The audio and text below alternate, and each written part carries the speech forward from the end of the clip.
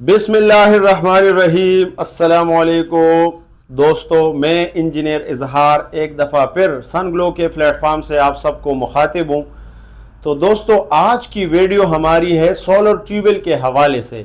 एक बंदा, एक ज़मींदार सोलर ट्यूबवेल लगाना चाहता है, तो ज़मींदार को किन किन बातों का पता होना चाहिए और जो लगाने वाले हैं सोलर ट्यूबवेल, उस कंपनी को किन किन बातों का पता होना चाहिए।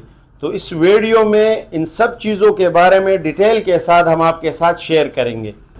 तो दोस्तों, सोलर ट्यूबवेल के हवाले से दो तीन बातों का हमें पता होना चाहिए। नंबर एक कि हम कितने हार्स पावर का मोटर लगाएंगे। नंबर दो कि हम उसके साथ कितने सोलर पैनल्स लगाएंगे। नंबर तीन, जो VFD है वो कितने किलोवाट की लगेगी। नंबर चार, कौन से मिस्टेक्स है कि उससे हमने बचना है इस सिस्टम के डिज़ाइन करने में।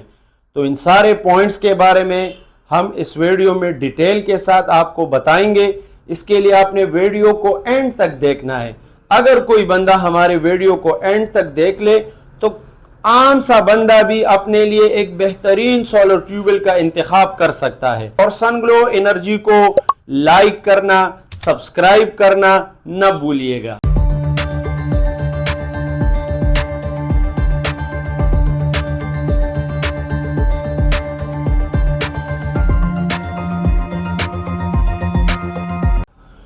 तो दोस्तों, हमारा जो पहला पॉइंट था कि कितने हार्स पावर का हम मोटर लगाएंगे। अब इसके लिए ज़मींदार से हमने कुछ पॉइंट्स लेने होते हैं। उसमें एक ये कि उसको कितने इंच का पानी चाहिए। नंबर दो, उसकी कुएं की गहराई कितनी है, कितने फीट में पानी है। और नंबर तीन, प्रेशर उसको कितना चाहिए। अब नाजरीन, ये जो तीन चार पॉइंट्स हमने आपको बताए हैं, अब उसके लिए एक लंबा चौड़ा कैलकुलेशन है। उसके बाद डिसाइड होता है कि कितने हार्स पावर का हमें मोटर चाहिए। यहां पे जो हम बात करेंगे कि अगर हमारा 140, 150, 160 फीट में पानी हो और हमें प्रेशर की भी जरूरत है और 3 इंच का हमें पानी चाहिए, तो हमारे इस इलाके के एतबार से 10 हार्स पावर मोटर बेहतरीन मोटर है। यानी 10 हार्स पावर से हम अच्छे प्रेशर के साथ 3 इंच का पानी 150, 160, 170 फीट से निकाल सकते हैं।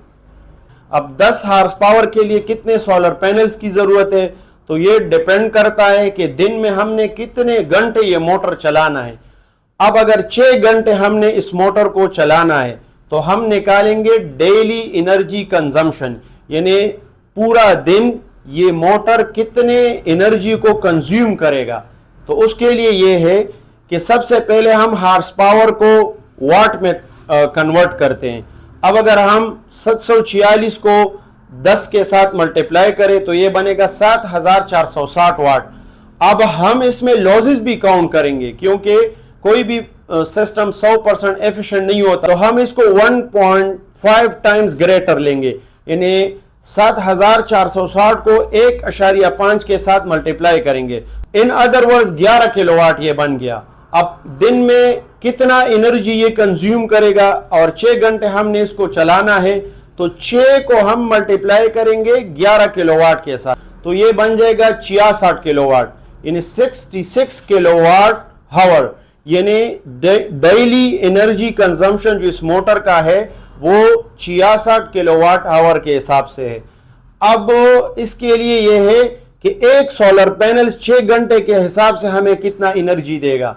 तो उसके लिए है कि अगर हम 580 वाट का एक सोलर पैनल ले ले तो 580 को हम 6 के साथ मल्टीप्लाई करेंगे तो ये बन जाएगा 3480 वाट।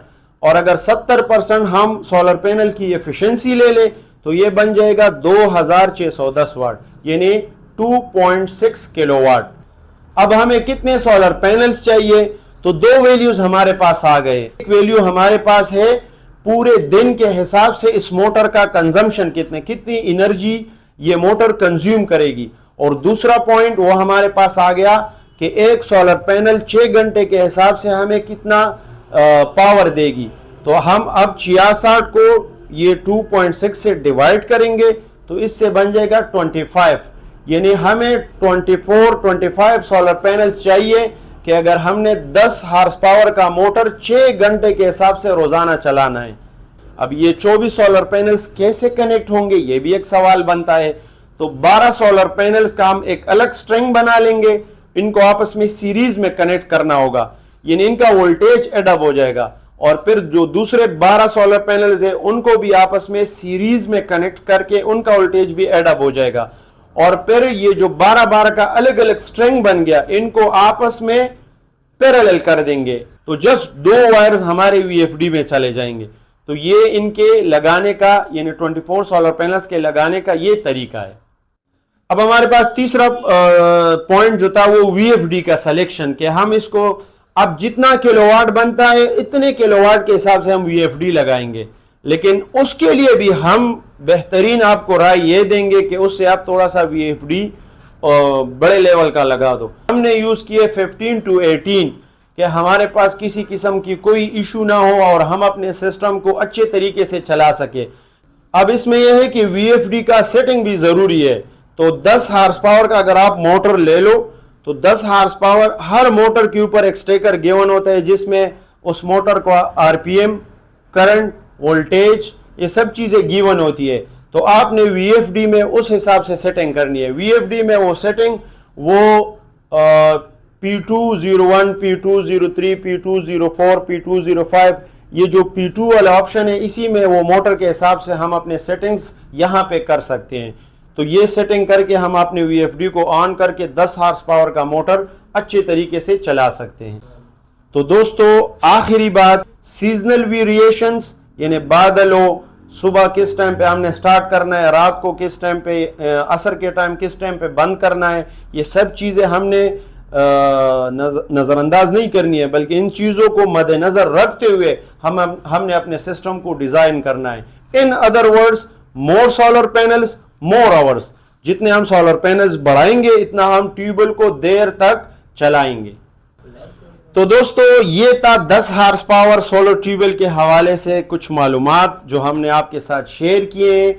मजीद ऐसे मालूमाती वीडियोस के लिए सनग्लो एनर्जी को लाइक करना, सब्सक्राइब करना ना भूलिएगा। तब तक best of luck, Allah Hafiz.